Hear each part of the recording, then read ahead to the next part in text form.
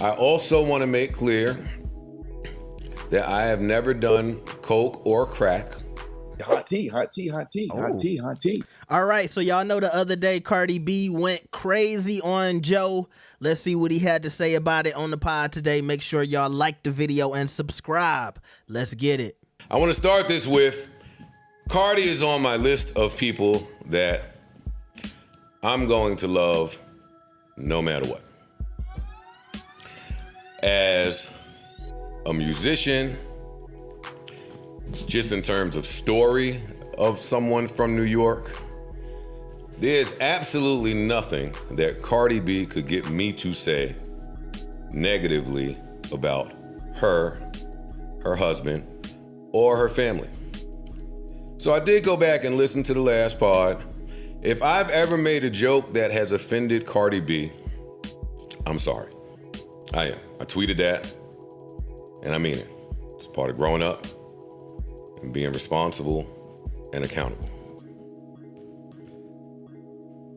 But some of that shit, man, I don't know.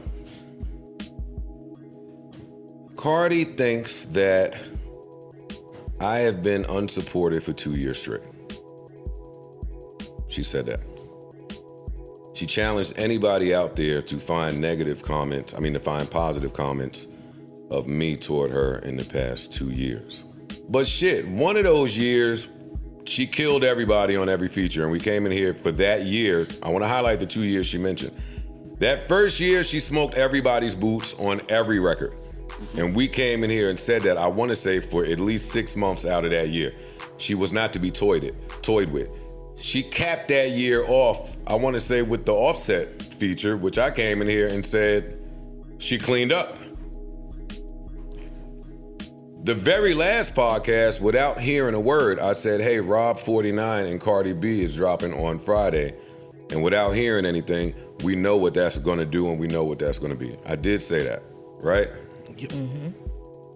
I also said during my Twitter rant where I was defending my honor and my good name that I would never, for the rest of Cardi B, at the time I said that lady, that was a little shady. And she heard me say it. She's like, that lady. Why is that lady at there? I did say on Twitter that for the rest of Cardi's career, I would be done speaking about her, whether it be music related or non-music related. Now that I've gotten some rest and I'm well nourished, I'm here to tell you, the lie detector has determined it was a lie. It was a lie. I'm gonna cover her. Yep, I'm gonna keep covering her. I can't let people suppress my voice or strip me of it. And right, let me just say, because she said I compare the bitches, I do think that, kaboom. I do think that Nicki and Cardi are the bar. So I don't mean for anybody to take offense when I compare. I just think that they are the bar. But I'm still Team Cardi, even though I got kicked out of Party Game. That money on me, like that nigga you want dead. Oh, come on. Big Cardi. How am I not talking about Cardi? How am I not talking about Cardi? How am I not talking about Atlanta? You can always talk Cardi about B. How am I not talking about you? You fire like that. You love I don't it, give a nigga. fuck. Facts. I love this shit. Facts. I am a bird. Talk. Caca, nigga. Send that Zell for me. Also, not even 2 months ago, Cardi vs. Bia came up. And I wouldn't even entertain it from y'all niggas. Facts. I wouldn't even dignify Bia and Cardi anything. I said that Bia would have a long day. I don't give a fuck who is writing for Cardi. Bia's gonna have a long day, right? Yes. Correct. I also want to make clear that I have never done coke or crack, only because people have huge platforms and loud voices, and some of y'all out there may think it's the truth. I've never done that. I was a dust in my teenage years, pills in my adult years kind of guy, but not to knock anybody out there. We don't shame that way.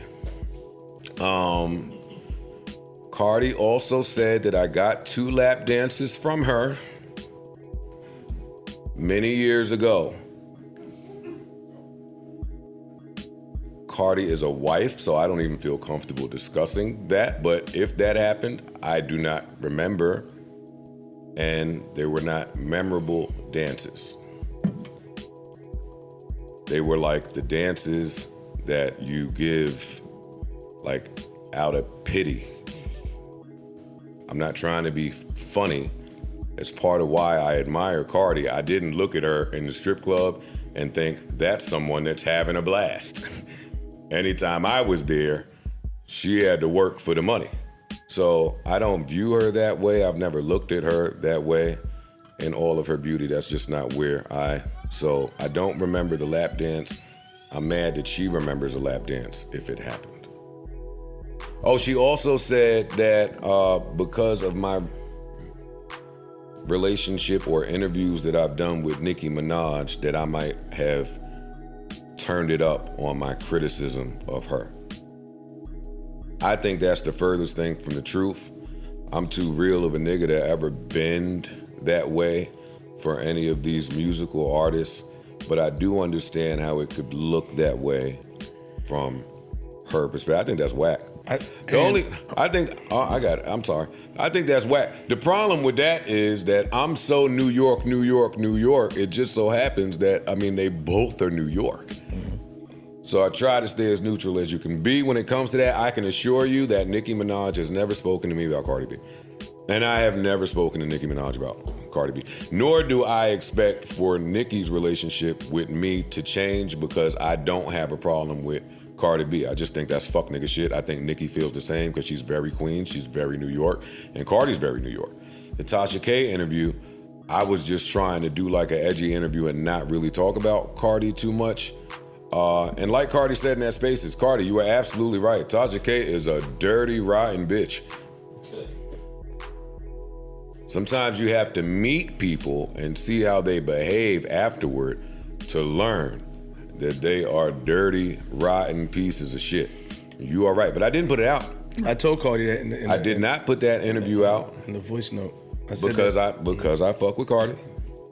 Then she had, and because it just looks away. Wasn't it around the same time Bongos was coming out or something was coming out and you was like, yeah, she had just put out a single. Yeah, I remember, and I told her I thought that would have looked nuts. I said he never talked bad. So I scrapped that shit and got my back kicked in by Tasha K. Took the hits because I scrapped it. But I don't care. Like, that just seemed like the real nigga thing to do. So you do that. But I understand her point of view with that. Yo, whose dick do I have to suck to finish talking? Now, Joe also commented on Cardi's comments about, he's a quitter. He quit music because he was a failure as an artist. And in that rant, he didn't even really go off on Cardi B. He went off on all the people who took what she said and kind of made it a narrative. So at one point, he even said, I make $1 million every time Drake drops a diss. So every time Drake disses Joe, he said he make $1 million. So the rest of y'all niggas, he is not trying to be friends with. The only person he really make money off of is the top artist, which is Cardi, Nicki, and Drake. And I agree.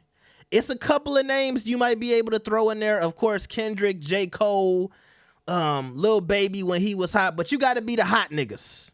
You can't just be some random person talking about, Joe getting paid off of talking about us. No, he's getting paid off of talking about the A-list rappers, okay? And, I'm glad he made that clear. So I was prepared to come in here and give y'all all the reasons why I feel like Joe does love and support Cardi. But then I got bamboozled with this theory from the Star Report. Do y'all remember Star, who used to be on Hot 97? And he claims to feel like or think that Joe has been in love with Cardi ever since the first time he brought her on his podcast. So he brought her on the podcast, episode 45. Hey, nigga, donate. Hit the super chat. Scan the PayPal. Hit the Cash App. Thank you. Have a blessed day. Marissa was still on the show at this time. So totally different cast. I think they were still shooting it at the Hot 97 building as well. And Star was talking about how in the interview, Joe was trying to get into a lot of freaky talk, and Cardi was trying to stay positive and talk about school and all this other stuff.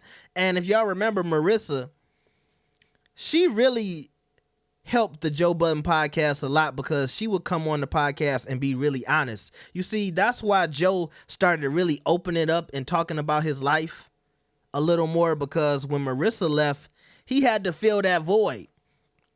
He had to, start adding in all of his personal stories because nobody else on the pod would get personal. So Joe just kind of, I'm not going to say started embarrassing himself. I don't think he really cares about talking about his life, but somebody had to tell the deep, dark secrets of their life on the pod every week. And it just became Joe when it used to be Marissa, because she would talk about all her sexual experiences with celebrities on the show.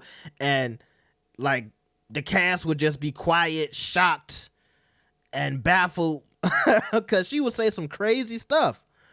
So in that episode, she said or told a story, and it even shocked Cardi. And y'all know Cardi is as freaky deaky as they come, but that goes to show you how wild Marissa's stories were. But Star's point was, that Joe might have been slick trying to get on Cardi at that time. Now, if you listen to Joe in this episode of the podcast, I felt like he was trying to politely say he wasn't attracted to Cardi back in the day at the strip club. And so I'm kind of calling cap on Joe being in love with her. Obviously, the whole thing about, Joe, it was a narrative at one point in time. Joe only liked Dominican girls and Brazilian girls and Latinas and all that stuff. And so naturally, I do think it's some people that think he has a attraction for Cardi B. But maybe he does like those type of women, and that just adds to his respect and admiration for Cardi. It might not be sexual or, lust in nature, but it might just be a reminder of what he used to have, back in the day, and he loves to see somebody like that make it. Not to mention his New York bias. He's always been biased towards New York artists when it comes to him celebrating them, supporting them.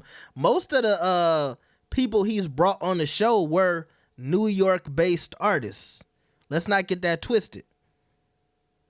So, yes, when it comes to Nicki and Cardi, he tries to be as fair as possible because they're both from New York, and he's kind of in a tight space where it's they're both the most powerful rappers in hip hop, but I also want to navigate this space of being I want to support them both, got love for them both. They're both from New York. So it's a tricky, situation. I remember when the Motorsport song came out, and I felt like his coverage of that song was really good. If y'all need a refresher, that's when Nicki felt like they forced Cardi B on that song with her back in the day. Now, I felt like Joe did a good job covering that situation, but you could tell Nicki was the one who was bothered by what he said. And I think that was the beginning of his little back and forth with Nicki. Then, eventually him and Nicki squashed it. They might have got into it a couple of times, because I remember when the podcast first started, he said something about Nicki, and Nicki totally downplayed all podcasts. She was like, what's a podcast? Podcast, you know what I'm saying? So he went back and forth with Nicki way more times about something he said on the pod than with Cardi. But Cardi said in her rant, she was just clocking it. She was saving it. I've been letting you go for 2 years. And I'm glad Joe broke down for those 2 years how he's always shown her love, always said she was a top tier rapper, always sided with her in any type of beef. He acknowledges that, some of these girls have taken sides. I think he was even talking about that when JT's album came up. And he was like, it's obvious that a lot of these girls have, chosen a side in these beefs. But still, even though he knows what's going on, he takes the New York artist side most times in these feuds. And usually that's Cardi.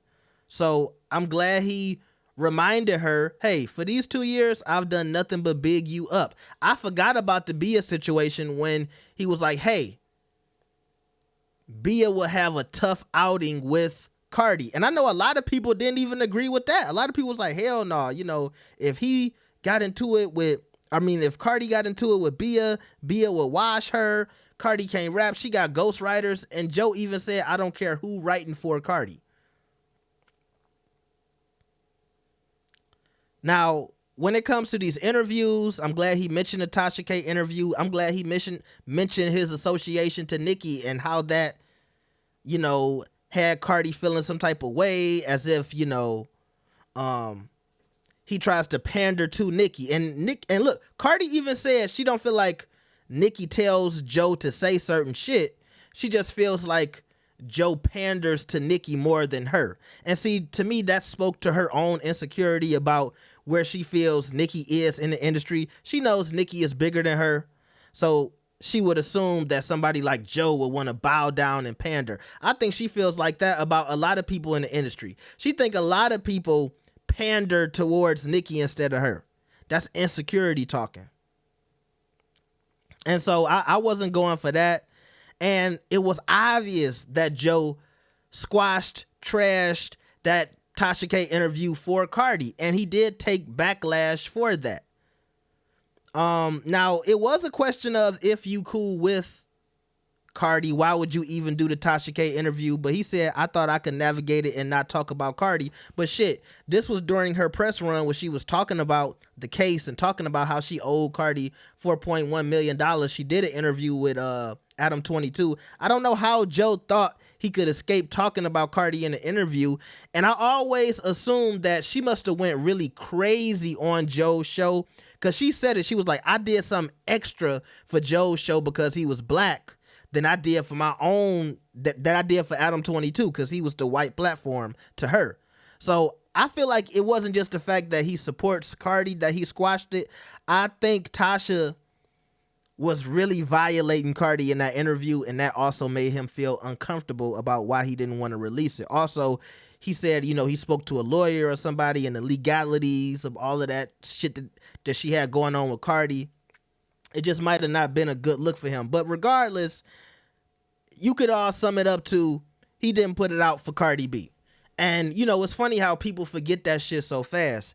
I think Cardi is in a time in her career where she wants everybody to treat her like Nicki Minaj gets treated. And I don't want to keep bringing it back to that, but I think it's apparent. You know, Nicki can do whatever she wants. She can talk about people crazy. She can get people fired and all of this stuff. But from a public perception, these companies and record labels and all of these corporations still have to play nice with Nicki. Even though they might do some little slick stuff behind the scenes, they still want to make money off of her. And so she's able to conduct herself in a way that a lot of people can't, just because of the barbs. And see, the barbs, they represent Nicki's influence, and that influence is worth money, so they let her get away with basically anything. And if you want to know how powerful the barbs are, well, Nicki Minaj's fan base feel like they can make or break artists. Some people feel like Ice Spice has taken a little bit of a dip because of the barbs and them withdrawing their support from Ice Spice, even though it's not an official beef between Ice Spice and Nicki Minaj. But they got a little hint and a smell of it, and they stopped supporting Ice Spice. You saw her streams drop by like 40, 50 million in a month on Spotify alone.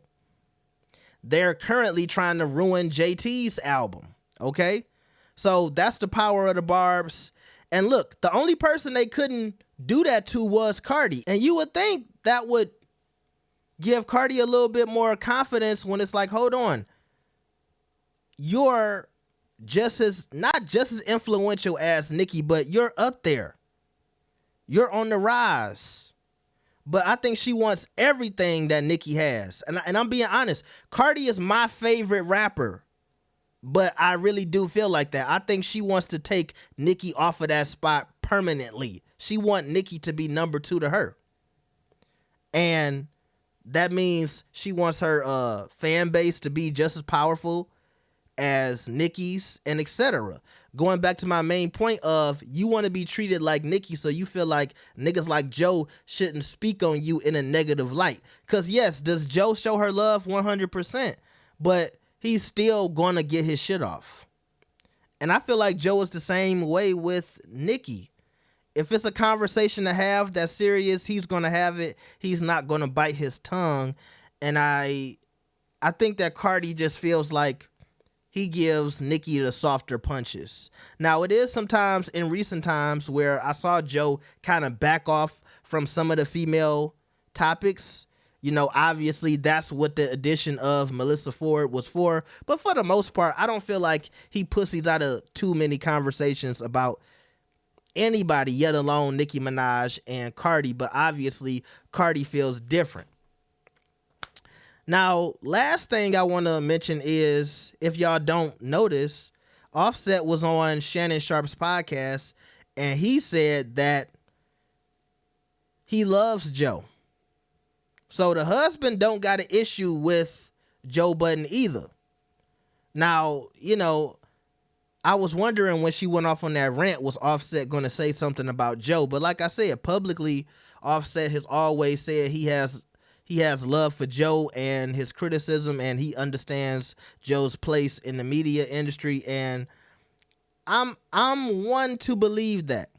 And number two, I don't really know the status of Cardi and Offset's relationship as of right now either, okay? So that's another thing. If people were looking for Offset to jump in this and defend Cardi from Joe, we got to first ask ourselves, are they really together? And, you know, I know another conversation that's going around right now is if Cardi is pregnant. So with some people out here that's just chopping up her little rant to her being pregnant and having emotions. So it is what it is. But my main thing is I feel like Joe has always supported Cardi, and that's just how I feel about it. Went off on a little rant session there, but let me know what y'all think about this, man. Like the video and subscribe. I will see y'all next time. Peace. Also, another fire pod from Joe. Make sure y'all check it out on any platform where a podcast can be listened to. It's there, the Joe Budden Podcast. Shout out to them. Peace.